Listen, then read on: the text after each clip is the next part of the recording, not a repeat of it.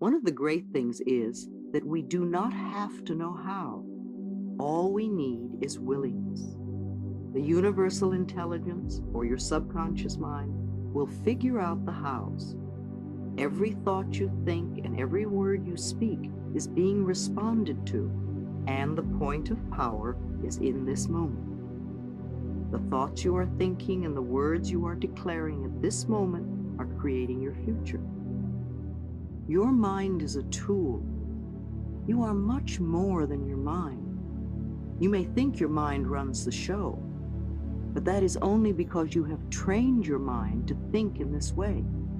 You can also untrain and retrain this tool of yours. Your mind is a tool for you to use in any way you wish. The way you now use your mind is only a habit, and any habit can be changed if we want to do so. Quiet the chatter of your mind for a moment and really think about this concept. Your mind is a tool you can choose to use any way you wish. The thoughts you choose to think create the experiences you have. If you believe that it is hard or difficult to change a habit or a thought, then your choice of this thought will make it true for you. If you would choose to think, it's becoming easier for me to make changes, then your choice of this thought will make that true. There is an incredible power and intelligence within you, constantly responding to your thoughts and your words. As you learn to control your mind by the conscious choice of thoughts, you align yourself with this power. Do not think your mind is in control. You are in control of your mind. You use your mind. You can stop thinking those old thoughts. When your old thinking tries to come back, saying it's so hard to change, take mental control. Tell your mind, I now choose to believe it is becoming easier for me to make changes. You may have this conversation with your mind several times before it will acknowledge that you are in control and that what you say goes. The only thing you ever have any control of is your current thought. Your old thoughts are gone. There's nothing you can do about them except live out the experiences they caused. Your future thoughts have not been formed, and you do not know what they will be. Your current thought, the one you're thinking right now, is totally under your control.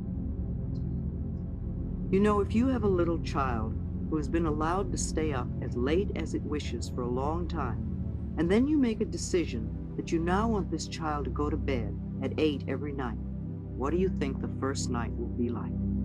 The child will rebel against this new rule and may kick and scream and do its best to stay out of bed.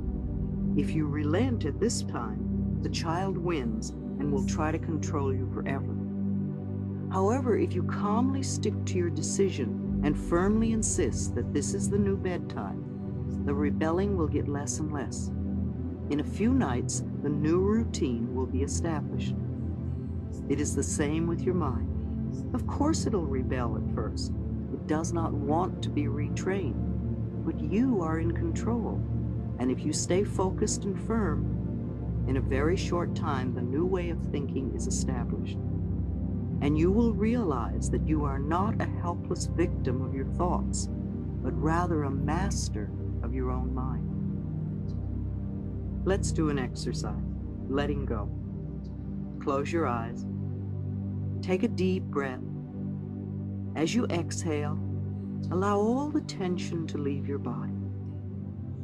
Let your scalp, forehead, your face relax. Let your tongue and your throat and your shoulders relax. Let your back and your abdomen and your pelvis relax. Let your breathing be at peace as you relax your legs and feet. Is there a big change in your body? Notice how much you hold on.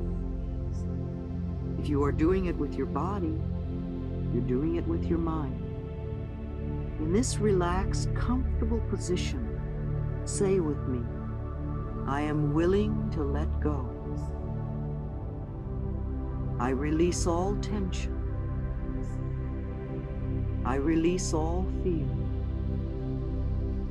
I release all anger. I release all guilt. I release all sadness. I let go of all old limitations. I let go, and I am at peace. I am at peace with myself. I am at peace with the process of life. I am safe. Repeat this exercise several times. Feel the ease of letting go. Repeat it whenever you feel thoughts of difficulty coming up. It takes practice for the routine to become a part of you. Chapter 7, How to Change. I cross bridges with joy and with ease. I love how-tos. All the theory in the world is useless unless we know how to apply it and make a change. I have always been a very pragmatic, practical person with a great need to know how to do things. The principles we will be working with at this time are nurturing the willingness to let go, controlling the mind, learning how forgiveness of self and others releases us, releasing the need. Sometimes when we try to release a pattern, the whole situation seems to get worse for a while. This is not a bad thing. It is a sign that the situation is beginning to move. Our affirmations are working, and we need to keep going. Example, we are working on increasing prosperity, and we lose our wallet. We are working on improving our relationships, and we have a fight. We're working on becoming healthy, and we catch a cold. We're working on expressing our creative talents and abilities, and we get fired. Sometimes the problem moves in a different direction, and we begin to see and understand more. For example, let's assume you are trying to give up smoking, and you are saying, I am willing to release the need for cigarettes. And as you continue to do this, you notice your relationships are becoming more uncomfortable. Don't despair. This is a sign of the process working.